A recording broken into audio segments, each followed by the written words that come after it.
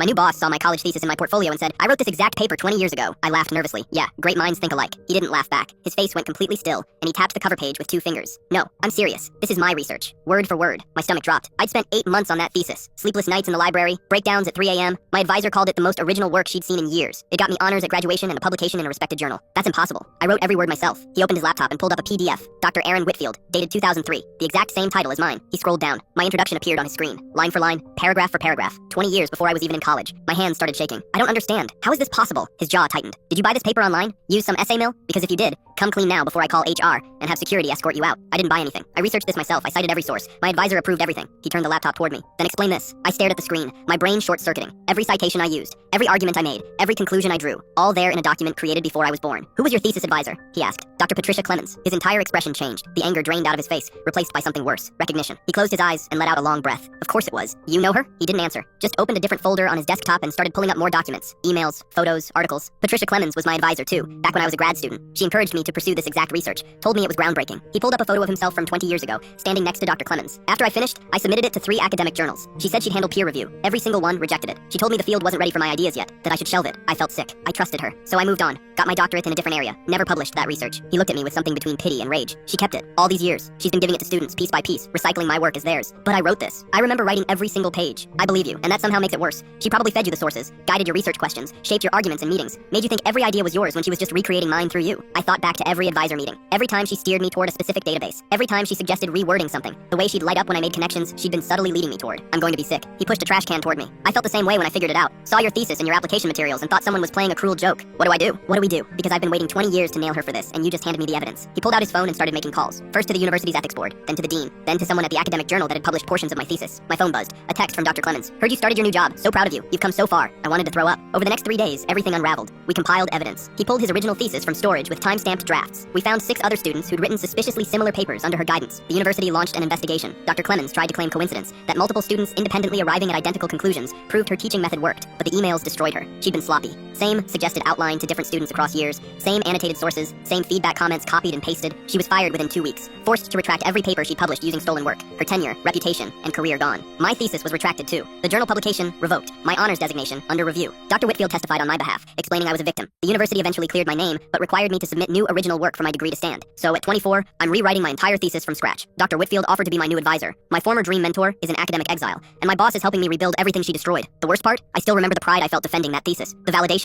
when it got published. All of it based on work that was never mine. Dr. Whitfield told me something last week that stuck with me.